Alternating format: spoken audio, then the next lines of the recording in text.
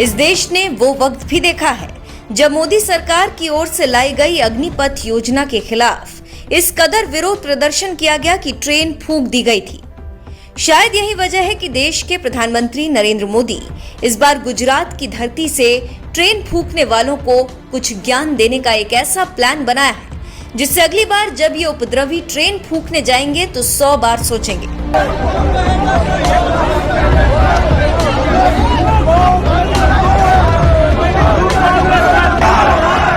दरअसल कुछ महीने पहले मोदी सरकार की ओर से सेना में भर्ती के लिए अग्निपथ योजना लाई गई थी, जिसके तहत 4 साल की नौकरी के बाद रिटायरमेंट की बात कही गई थी। बस इसी बात से कुछ युवा इस कदर भड़क गए थे कि देश के तमाम हिस्सों में न सिर्फ जोरदार विरोध प्रदर्शन हुआ बल्कि कई ट्रेनों में भी आग लगा दी गई, जिससे रेलवे को भारी नुकसान हुआ। इस तरह से ट्रेनों को नुकसान पहुंचाने वाले एक बार भी नहीं सोचते हैं कि जिस तरह से आपकी बाइक आपकी है, उसी तरह से ट्रेन जैसी सार्वजनिक संपत्ति भी आपकी है जिसमें आपका भी पैसा लगा है। लेकिन इसके बावजूद ट्रेनों में तोड़-फोड़ मचाई जाती है। यही वजह है कि पीएम मोदी जब कुछ ही दिनों पहले अपने गृह राज्य गुजरात के दौरे पर गए थे तो उन्होंने मेट्रो के उद्घाटन के दौरान ऐसा सुझाव दिया था जिससे ट्रेनों में तोड़-फोड़ को अंजाम देने से पहले युवा 100 बार सोचेंगे।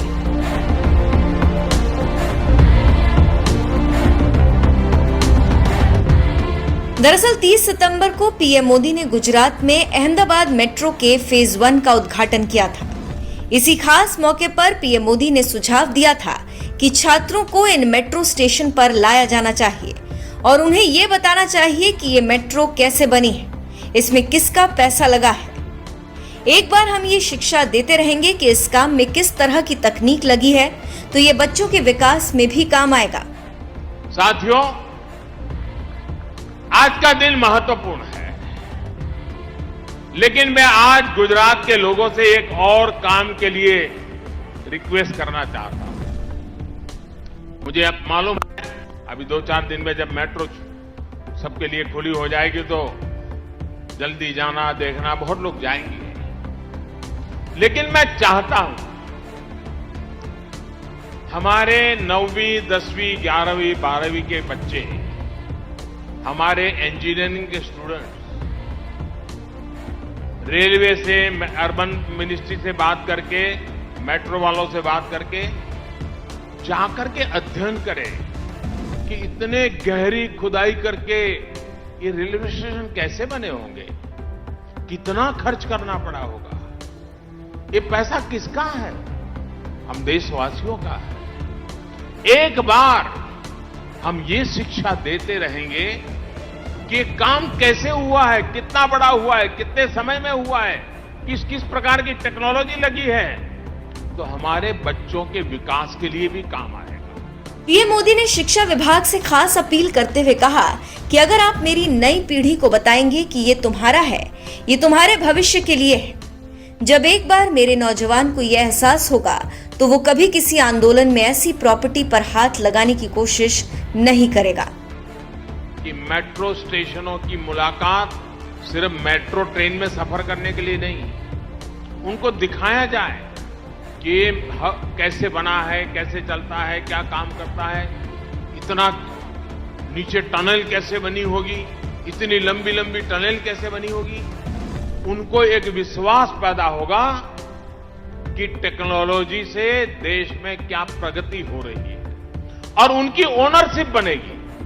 जब आप मेरे देश की नई पीढ़ी को ये तुम्हारा है, ये तुम्हारे भविष्य के लिए है, जब एक बार मेरे नौजवान को इस बात का एहसास होगा, वो कभी भी किसी आंदोलन में ऐसी प्रॉपर्टी पर हाथ लगाने की कोशिश नहीं करेगा। उसको उतना ही दर्द होगा जितना उसके अपनी घर की प्रॉपर्टी का नुकसान होता है। उसकी साइकिल को अगर थोड़ा नुकसान होता है तो जो दर्द होता है वो दर्द उसको मेट्रो को नुकसान होने से होने वाला है। लेकिन इसके लिए हम सबका दायित्व है, हम हमारी नई पीढ़ी को प्रशिक्षित करें, उनकी संवेदनाओं को जगाएं। वंदे भारत कहते ही मां भारती का चित्र मन के अंदर आना चाहिए। मेरी भारत मां के उज्जवल भविष्य के लिए ये वंदे भारत दौड़ रही है, जो वंदे भारत देश को दौड़ाने वाली है। ये मिजाज,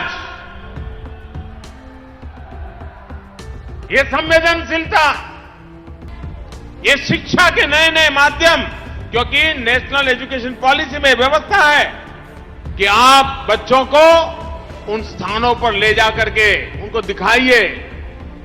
अगर घर में मटका है तो उसको बताइए, कुम्हार के घर ले जाकर के वो मटका कैसे बनाता है। उसे ये मेट्रो स्टेशन भी दिखाने चाहिए, मेट्रो की सारी व्यवस्थाएं समझानी चाहिए। आप देखिए, उन बच्चों के मन पर वो भाव बनेगा, उसको भी कभी लगेगा मैं भी इंजीनियर बन जाऊं, मैं भी मेरे देश के लिए कोई काम करूं। ऐसे सपने इनके अंदर बोए जा सकते हैं दोस्तों। इसलिए मेट्रो सिर्फ सफर के लिए नहीं, मेट्रो सफलता के लिए भी काम आनी चाहिए। पीएम मोदी को ट्रेनों में तोड़फोड़ मचाने वालों को गुजरात की धरती से इसलिए नसीहत देनी पड़ी क्योंकि जब भी देश में विरोध प्रदर्शन होता है, जो सबसे ज्यादा प्रभावित ट्रेन होती है, जिसे हजारों करोड़ का नुकसान उठाना पड़ता है। सरकारी आंकड़ों के मुताबिक विरोध प्रदर्शन में रेलवे को नुकसान 2010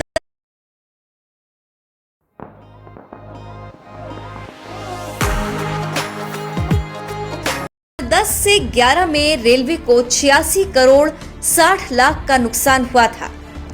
2011 से 12 में रेलवे को 21 करोड़ 35 लाख का नुकसान उठाना पड़ा। 2012 से 13 में रेलवे को 8 करोड़ 5 लाख का नुकसान हुआ।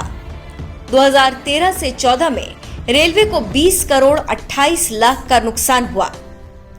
2014 से 15 में रेलवे को 27 करोड़ 60 लाख का नुकसान हुआ। 2015 से 16 में रेलवे को 55 करोड़ 94 लाख का नुकसान हुआ। 2016 से 17 में रेलवे को 34 करोड़ 16 लाख का नुकसान हुआ। 2017 से 18 में रेलवे को 22 करोड़ 61 लाख का नुकसान हुआ। 2018 से 19 में रेलवे को 48 करोड़ 56 लाख का नुकसान हुआ। 2019 से 20 में रेलवे को 100 करोड़ 52 लाख का नुकसान हुआ। 2020 से 21 में रेलवे को 467 करोड़ 20 लाख का नुकसान हुआ। ये आंकड़े बता रहे हैं कि विरोध प्रदर्शन की वजह से कितना नुकसान उठाना पड़ता है। ये तो साल 2021 तक के आंकड़े हैं। इस साल जून के महीने में तो महज 4 दिनों के अंदर ही रेलवे को 700 करोड़ का नुकसान हो गया था। रेलवे ने 18 जून को बताया था कि उसे 4 दिन के विरोध प्रदर्शन में ही 700 करोड़ का नुकसान हुआ था। अग्निपथ योजना के विरोध में युवाओं ने अब तक रेलवे की जितनी संपत्ति फूंक दी थी, उतनी संपत्ति का नुकसान तो रेलवे को 1 दशक में भी नहीं हुआ। अग्निपथ के विरोध प्रदर्शन में अब तक रेलवे को 1000 करोड़ रुपए का नुकसान होने का अनुमान है, जबकि 1 दशक में 425 करोड़ रुपए की संपत्ति को नुकसान हुआ था। ऐसे में आपको क्या लगता है, पीएम मोदी ने गुजरात में जो सुझाव दिया है, क्या उससे ट्रेनों में तोड़फोड़ की घटनाएं रुक जाएंगी? अपनी राय हमें कमेंट कर जरूर बताएं।